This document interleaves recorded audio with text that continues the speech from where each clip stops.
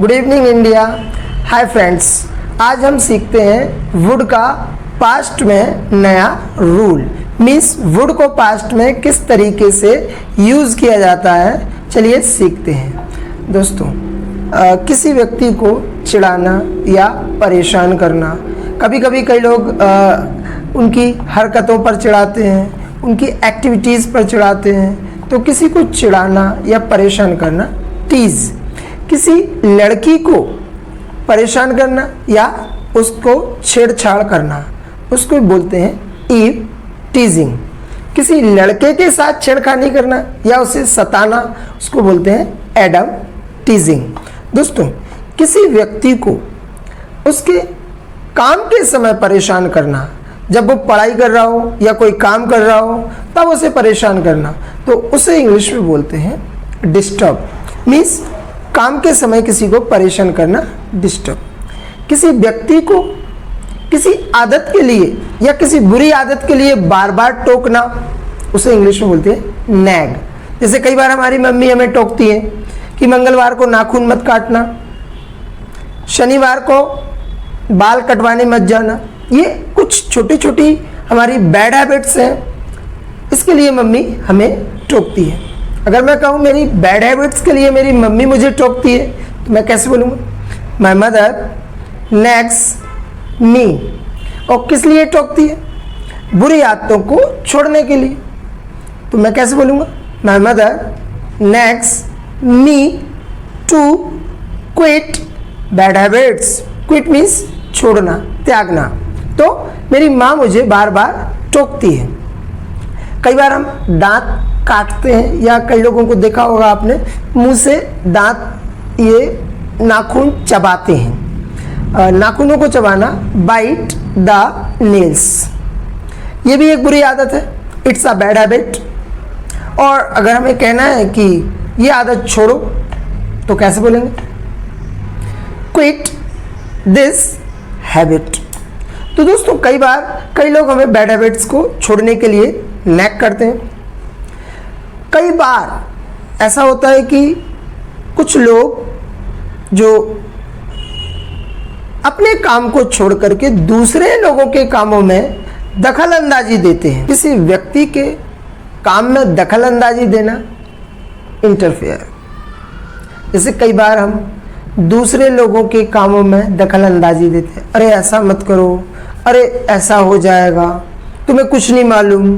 तो कई बार क्या है, लोग चिड़चिड़े हो जाते हैं, गुस्सा होने लगते हैं। तो समटाइम्स पीपल गेट एंग्री, और कुछ लोग थोड़े से नाराज हो जाते हैं। दोस्तों, गुस्सा होना और नाराज होना दोनों में तो हल्का सा फर्क है। गुस्सा इंसान कब होता है? जब उसको कोई परेशान करे, या वो कोई चीज़ ढूंढ रहा हो और उसको मिल नहीं रही हो। और गुस्सा होने के कई और भी रीजंस हैं। तो गुस्सा होने को इंग्लिश में बोलते हैं गेट एंग्री। लेकिन किसी व्यक्ति से नाराज होना, मतलब बात बंद कर देना। कई बार हम उसका कांटेक्ट नंबर डिलीट कर देते हैं, कई बार नंबर को ब्लैक लिस्ट में डाल देते हैं। तो इस तरीके से हम नाराज़गी बताते हैं। नाराज होना, गेट अनॉयड। और जिस व्यक्ति से नाराज होना, अनॉयड के बाद विद का यूज़ करेंगे, और विद के बाद उस व्यक्ति का नाम यूज़ करेंगे जिससे हम नाराज़गी बताना चाहते हैं या जिससे हम नाराज हैं। तो नाराज होना किसी के साथ, गेट अनॉयड विद समबडी। जैसे अगर मुझे बोलना है कि मैं अपने फ्रेंड्स से आजकल नाराज हूँ। क्यों? क्योंकि वो मेरे साथ अच्छे से बिहेव नहीं करते, पढ़ाई करने में बड़ा डिस्टर्ब करते हैं, बार बार फ़ोन लगाते हैं। तो मैं अपने फ्रेंड्स से थोड़ा सा नाराज़ हूँ। तो यहाँ पर मैं बोल सकता हूँ I get annoyed with my friends. और दोस्तों, अगर मुझे यहाँ पर गेट का यूज़ नहीं करना है, मुझे केवल सिंपल शब्दों में ये बोलना है कि मैं अपने दोस्तों से नाराज़ हूँ, तो इसको मैं बिना गेट के भी बोल सकता हूँ। लेकिन ये एक कंडीशन बनेगी, और जब कंडीशन बनती है तो हम कंडीशन को इज, एम, आर से शो करते हैं, क्योंकि कंडीशन दिखाई देती है। तो यहाँ पर अगर मुझे बोलना है कि मैं अपने दोस्तों से नाराज हूँ, तो मैं कैसे बोलूँगा? I am annoyed with my friends. दोस्तों, आजकल मैं अपनी फैमिली में किसी से नहीं मिलता हूँ, ना पापा से, ना दीदी से, ना चाचा से, ना अपने कज़न से। तो मेरे पापा मुझसे थोड़ा नाराज़ हैं, वो मुझसे बात भी नहीं करते हैं। क्यों? क्योंकि मैं उनसे मिलता जुलता नहीं हूँ, मैं अपने काम में व्यस्त हूँ। तो मेरे पापा मुझसे थोड़े से नाराज़ हैं। अगर मुझे ये बोलना है तो मैं कैसे बोलूँ?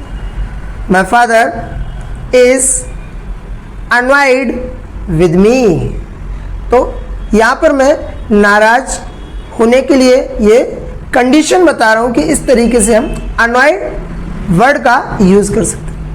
दोस्तों, कई बार क्या होता है कि जब हम व्यक्तियों के साथ वर्क करते हैं या उनके साथ रहना शुरू कर देते हैं, तो कभी कभी वो इतनी क्लोज हो जाते हैं कि वो हमारी हर बात में इंटरफेयर करने लगते हैं, हमें टोकने लगते हैं, और कभी कभी तो वो हमारे पर्सनल अफेयर्स में भी, जो व्यक्तिगत हमारे संबंध होते हैं, अफेयर्स होते हैं, मामले होते हैं, उनमें दखल अंदाजी देने लगते हैं, अपनी टांग घुसेड़ने लगते हैं, अगर मैं शुद्ध हिंदी में कहूँ तो। और कहते हैं कि अपनी नाक घुसेड़ने लगते हैं।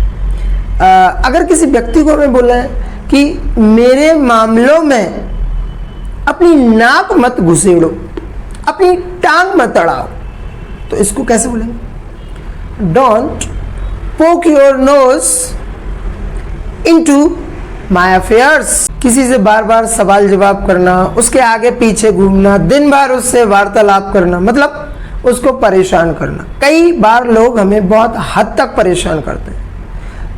तो किसी को हद से ज़्यादा परेशान करना बॉदर, और दूसरों को परेशान करना बॉदर अदर्स। दोस्तों, कई लोग ऐसे होते हैं जो दिन भर हमें बात करके पका देते हैं, खून पी लेते हैं, चूसने लगते हैं खून, हमें गुस्सा आने लगता है। तो किसी का खून चूसना या उसको हद से ज़्यादा परेशान करना, इस बात को इंग्लिश में बोलते हैं बग। मतलब किसी को परेशान करना या खून चूसना, बग, बातों से।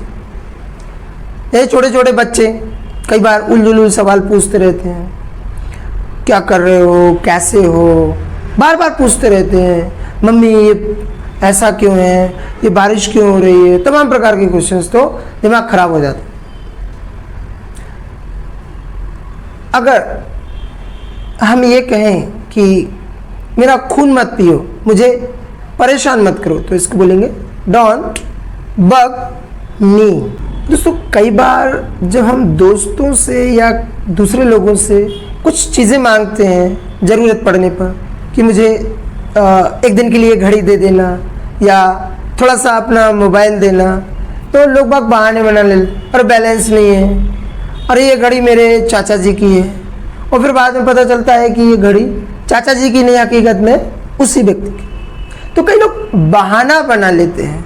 दोस्तों, बहाने को इंग्लिश में बोलते हैं एक्सक्यूज़, और बहाने जो बहुत सारे होते हैं उसको बोलते हैं एक्सक्यूजेस।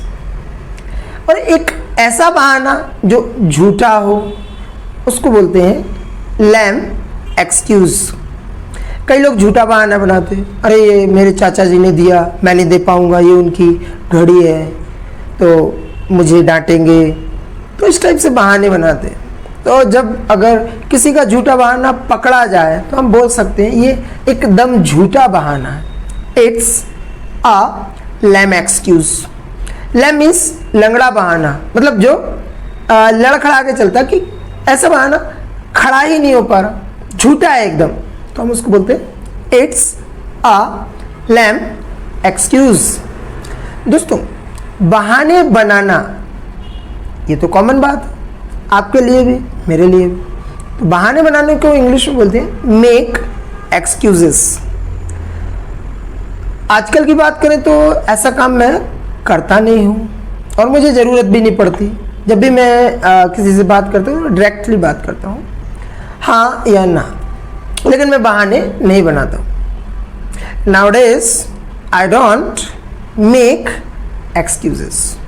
हाँ, अगर हमारे स्कूल डेज की बात करें तो स्कूल डेज में तो जब होमवर्क नहीं कर पाते थे या कोई चैप्टर लर्न नहीं कर पाते थे तो उस टाइम पर मैं टीचर्स से जो बहाने बनाता था, तो मैं उनसे बोल देता था बीमार हो गया, ऐसा हो गया। तो मैं स्कूल डेज में तो बहाने बनाता था। दोस्तों, ऐसा काम जो हम आज से पहले करते थे लेकिन अब नहीं करते थे, ऐसा कोई काम जो पास्ट में बार बार करते थे, again and again in past, लेकिन उस काम को हमने अब पूर्ण रूप से स्टॉप कर दिया।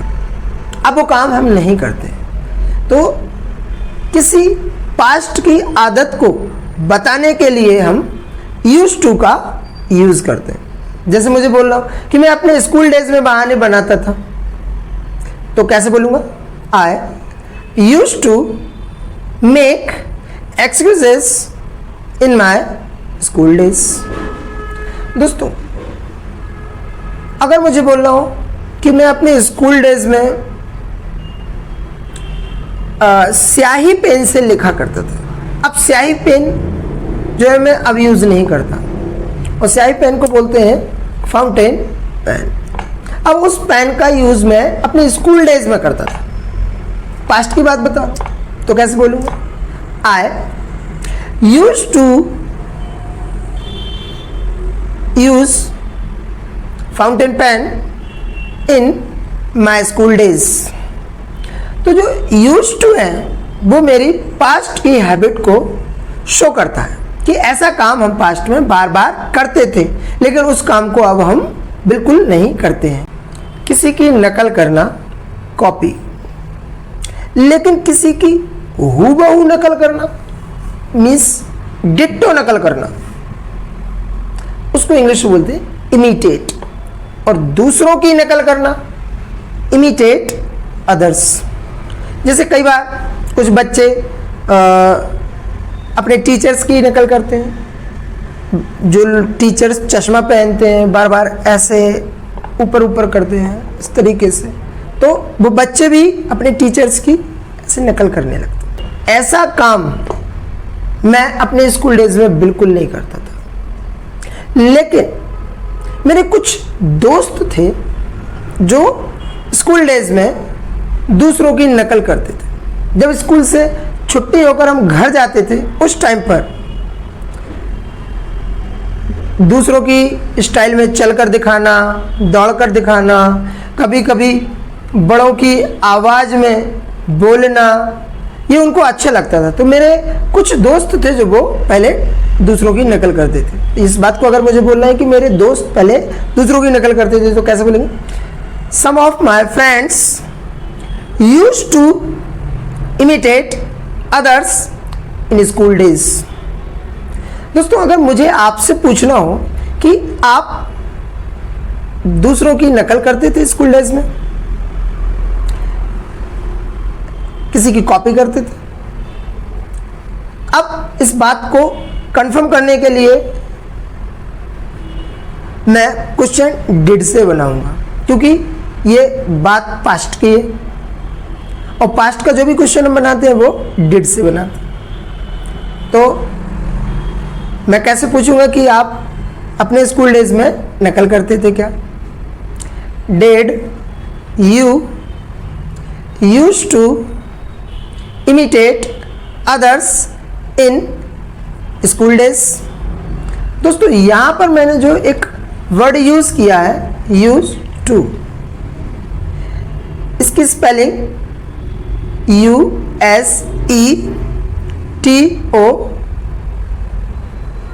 है। मतलब यहां पर यूज में डी नहीं लगा हुआ है। क्यों? क्योंकि जब भी हम डू, डज और डिड इन तीनों की बात करते हैं तो हमेशा एक्शन की फर्स्ट फॉर्म यूज करते हैं। तो यहां पर मैंने जो क्वेश्चन आपसे पूछा है वो डिड से पूछा है, तो डिड के साथ एक्शन की कौन सी फॉर्म यूज करते हैं? First form. तो यहां पर मैंने जो एक्शन यूज किया उसकी फर्स्ट फॉर्म यूज की है, USE यूज। अब मुझे आपसे पूछना है कि आपने अपने स्कूल डेज में नकल करते थे क्या? Did you use to imitate others in your school days? वो आपको बोलना है कि नहीं सर मैं बिल्कुल भी नकल नहीं करता था अपने स्कूल डेज में। आप मना कर सकते हैं, no I didn't. Did not को मिलाकर हम शॉर्ट फॉर्म में बोलते हैं डिडंट। तो यहां पर मैं बोल सकता हूं I didn't use to imitate others in school days. लेकिन आपको बोलना है कि मेरे कुछ दोस्त ऐसे थे जो दूसरों की हमेशा नकल करते रहते, तो आप बोल सकते हैं but some of my friends use to imitate others in school days. फिर बाद में एक दूसरे से लड़ते थे, फाइट करते थे। एक दूसरे से लड़ना, झगड़ना, लड़ने को इंग्लिश में बोलते हैं फाइट, दूसरों से लड़ना फाइट अदर्स, और एक दूसरे से लड़ना फाइट ईच अदर। कभी पेन पर लड़ना, कॉपी पे लड़ना, ये एक कॉमन वर्क था, मतलब बच्चों के बीच में लड़ाई होना ये कॉमन टास्क रहता था। और मैं बिल्कुल सिंपल लड़का था, सिंपल स्टूडेंट, तो मैं किसी से नहीं लड़ता था। अगर मुझे बोलना है कि मैं किसी से भी नहीं लड़ता था स्कूल टाइम पे, तो मैं बोल सकता हूँ I didn't use to fight anyone in school days. कई बार स्कूल टाइम पे, स्कूल डेज में कुछ ऐसे स्टूडेंट्स हुआ करते थे जिनकी हेल्थ, हाइट, एज काफ़ी ज़्यादा हुआ करती थी। वो अपने जूनियर्स को या अपनी से छोटी क्लास के जो स्टूडेंट्स हुआ करते थे उनको उनके ऊपर गुंडागिरी करते थे, दादागिरी करते थे। कॉपी लाओ, कॉपी नहीं दोगे तो पिटाई होगी, मारेंगे, इस तरीके से दादागिरी करते थे। या उनको किसी काम के लिए बुलाते थे और जब वो नहीं करते थे जूनियर्स उस काम को, तो सीनियर्स उन्हें खरी खोटी सुनाते थे और धमकी भी देते थे कि बाहर मिलना, स्कूल के बाद देखते हैं। तो किसी का ऊपर दादागिरी करना या जमाना उसको बोलते हैं बुली, और दूसरों पर दादागिरी करना बुली अदर्स, और अपने जूनियर्स पर दादागिरी करना बुली योर जूनियर्स। अब मुझे आपसे पता करना हो कि आप अपने स्कूल में जूनियर्स पर दादागिरी करते थे क्या? तो कैसे पूछेंगे? Very simple, did you use to bully your juniors in school days? वो अगर ऐसा करते थे तो यस में आंसर दे देंगे, yes I use to bully my juniors in school days. किसी को अन्य नामों से बुलाना या पुकारना, जैसे कई बार हम अपने घर पर जिस व्यक्ति का जो नाम रहता है उसके अलावा भी कई नामों से उसको बुलाने लगते हैं। जैसे कोई बच्चा मोटा है तो उसको बोलने लगते हैं मोटे, कोई हाइट में बहुत लंबा है तो उसको बोलने लगते हैं लंबू, या कई बार हम किसी को बोलने लगते थे काला या काले, या कोई लड़की थोड़ा जिसका डार्क कॉम्प्लेक्शन है उसको बोलने लगते हैं कलूटी या काली कलूटी। तो इस टाइप से किसी को अन्य नामों से बुलाना, कॉल समबडी नेम्स।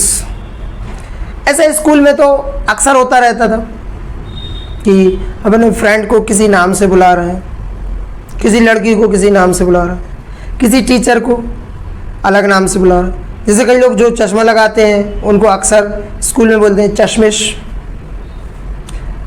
कभी कभी किसी को चिढ़ाने के लिए किसी का नाम बिगाड़ देते हैं। तो दूसरे व्यक्तियों को अन्य नामों से पुकारना, कॉल अदर्स नेम्स। और टीचर्स के नाम बिगाड़ना या उनको अन्य नामों से पुकारना, कॉल टीचर्स नेम्स। जैसे कई बार हम टीचर्स के भी नाम बिगाड़ देते थे, जैसे कुर्ता पजामा पहनने वाले टीचर्स या जिनको हम देखते थे धोती कुर्ता पहनते थे, उनको बोलते थे धोती वाली सर या चश्मा वाली मैडम। तो इस टाइप से कई लोग नाम बिगाड़ देते। अक्सर ऐसा स्कूल डेज में होता था। अगर मैं कहूँ कि मेरे कुछ दोस्त टीचर्स का नाम बिगाड़ते थे। Some of my friends used to call teachers names in school days.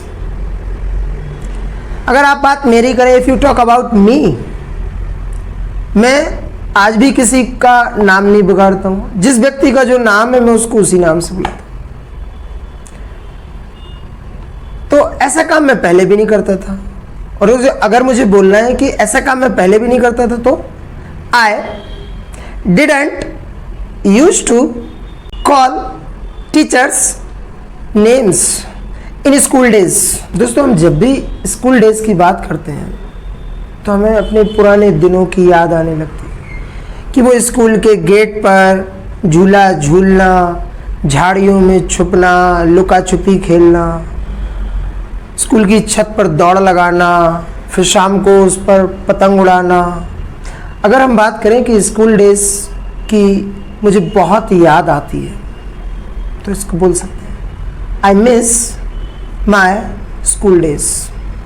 और दोस्तों, अगर मुझे इस सेंटेंस को बहुत स्ट्रॉन्ग तरीके से बोलना हो कि मुझे अपने स्कूल के दिनों की बहुत याद आती है, बहुत याद आती है, तो कैसे बोलेंगे? I do miss my school days. दोस्तों, स्कूल का टाइम जो निकल चुका है ना, वो अब कभी वापस नहीं आएगा। तो कहते हैं कि स्कूल के दिन गुजर गए, वो दिन निकल गए। इसको कैसे बोलेंगे? Gone are the days of school days. तो वो फन, वो इंजॉयमेंट अब रेयर टू बी फाउंड, बहुत मुश्किल से मिलता है। दोस्तों, अभी मैंने आपको एक वर्ड बताया, यूज टू, मीन्स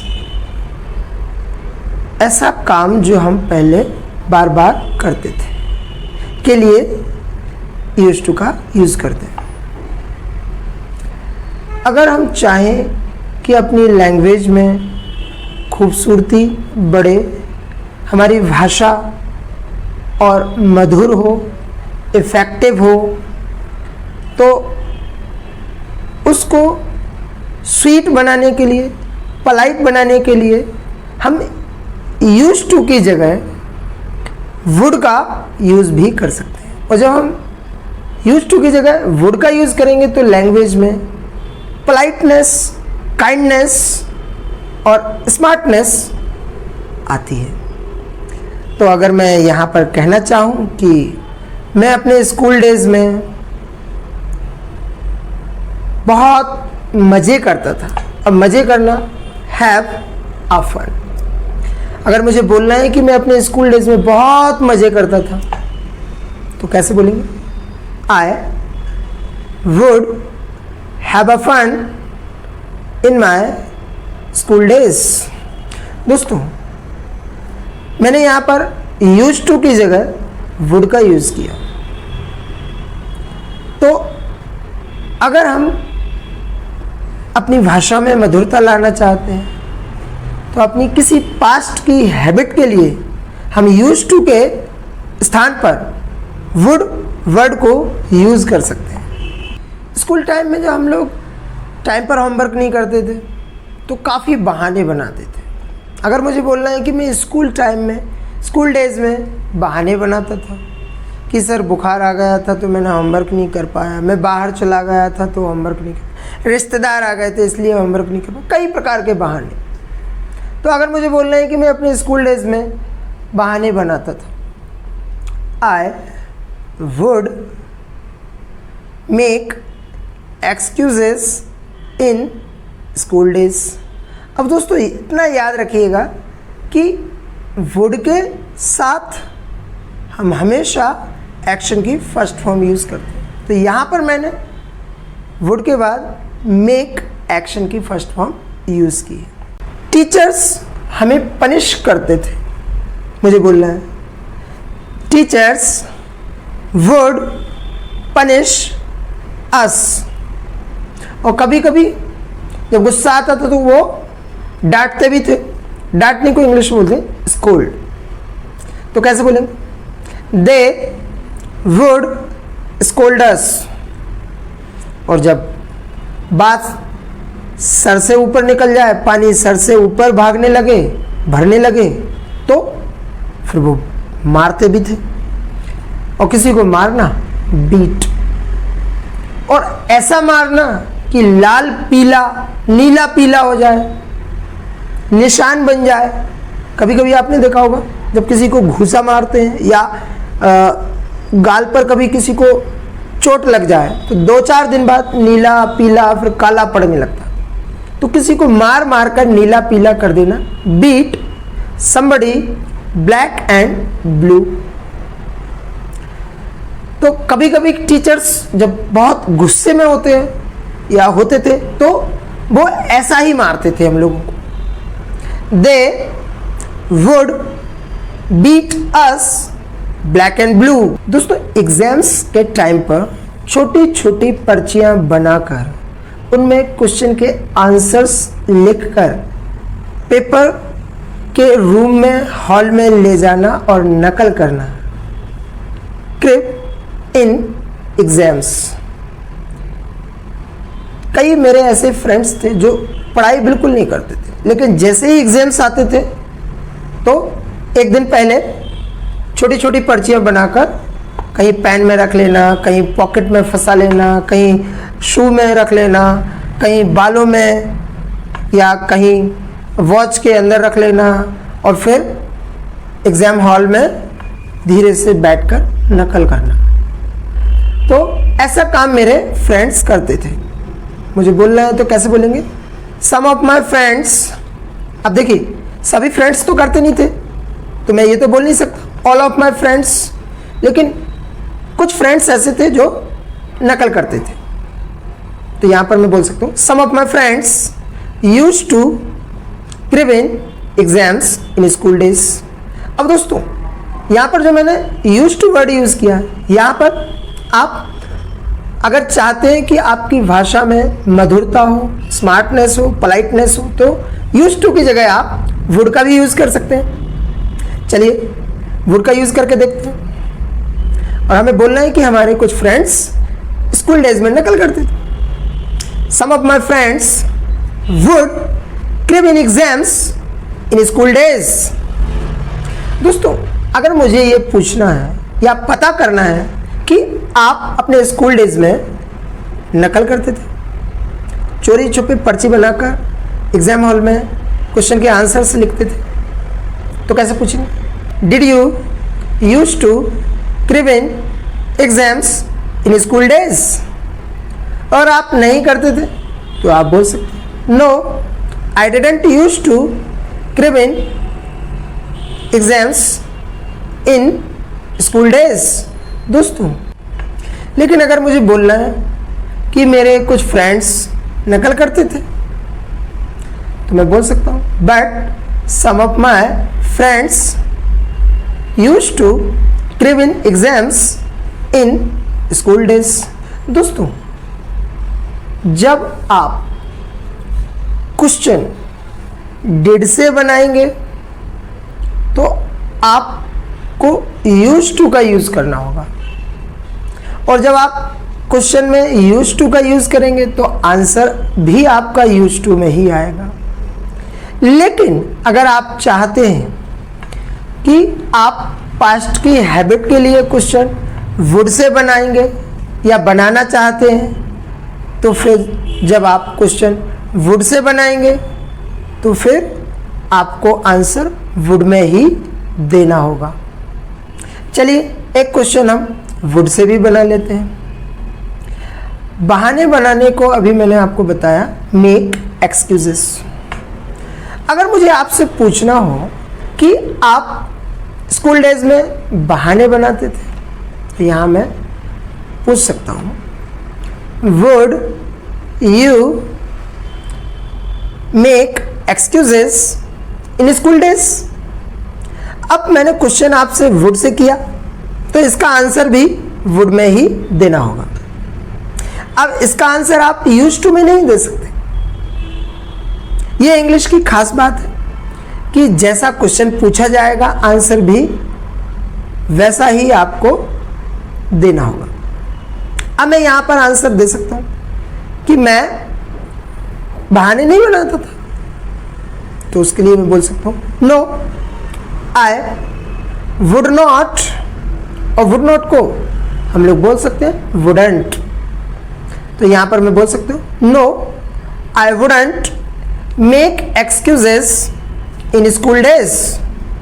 लेकिन मेरे कुछ फ्रेंड्स हैं जो स्कूल डेज में बहाना बनाते थे, यहाँ पर मैं बोल सकता हूँ but some of my friends would make excuses in school days. बच्चे को सुलाने के लिए लोरी सुनाना या गाना, उसको इंग्लिश में बोलते हैं क्रून, और लोरी को इंग्लिश में बोलते हैं ललाबाय।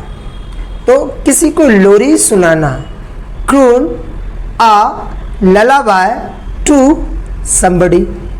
तो मेरी माँ मुझे सुलाने के लिए लोरी गाती थी, या मुझे सोने से पहले लोरी सुनाती थी। मुझे अगर इस सेंटेंस को बोलना है तो कैसे बोलेंगे? My mother would croon a lullaby to me. इस तरीके से हम पास्ट में वुड का यूज़ कर सकते हैं। दोस्तों, वुड का यूज़ फ्यूचर में भी किया जाता है। अगर हम चाहें कि हमारी भाषा बहुत ही स्वीट हो, काइंड हो, तो हम फ्यूचर में भी विल की जगह जहाँ पर हम विल का यूज़ करते हैं वहाँ पर वुड का यूज़ कर सकते हैं। अगर मुझे अपने घर पर आपको इनवाइट करना है और मुझे बोलना है कि आप मेरे घर आएंगे, तो मैं कैसे इनवाइट करूँगा आपको?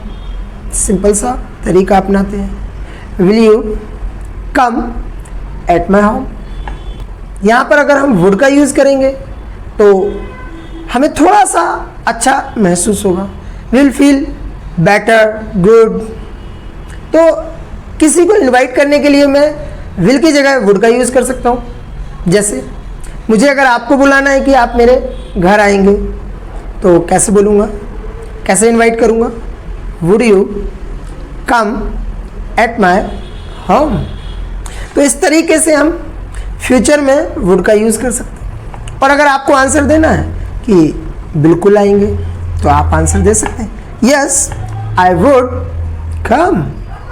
और दोस्तों, जब हम किसी रेस्टोरेंट पे या होटल पे जब डाइन आउट के लिए जाते हैं, तो जो वहाँ पर वेटर होता है या जो ऑर्डर लेने वाला होता है, वो हमसे अक्सर एक कॉमन सवाल पूछता है, सर क्या खाना पसंद करेंगे? अब देखिए, किसी व्यक्ति से किसी चीज़ के लिए पूछना हो कि आप क्या खाएंगे, कहाँ बैठेंगे, कहाँ सोएंगे, तो ये जो चीज़ें हैं हम इनको एक पोलाइट लैंग्वेज में ही पूछ सकते हैं, एक इनफॉर्मल वे में नहीं पूछ सकते हैं। हमें इसके लिए फॉर्मल वे का यूज़ करना होगा। और जब हम किसी को इनवाइट करते हैं, ऑफ़र करते हैं कोई चीज़ या किसी चीज़ के लिए पूछते हैं, तो वहाँ पर जो विल है या विल का हम यूज़ करते हैं वो इनफॉर्मल होता है, और उसको फॉर्मल बनाने के लिए हम विल की जगह वुड का यूज़ कर सकते हैं। तो जो वेटर होता है या ऑर्डर लेने वाला होता है, वो हमेशा यही पूछता है, सर आप क्या खाना पसंद करेंगे, मैम आप क्या लेना पसंद करेंगे डाइन आउट के लिए? तो वो पूछता है, what would you like to take. और जो भी हमें लेना पसंद होता है, खाना पसंद होता है, तो हम बोल देते हैं। जैसे मुझे अगर बोलना है कि दाल चावल खाना, तो हम बोल देते हैं I would like to take dal and chawal. तो इस तरीके से हम फ्यूचर में भी वुड का यूज़ कर सकते हैं। Thank you so much for watching this video.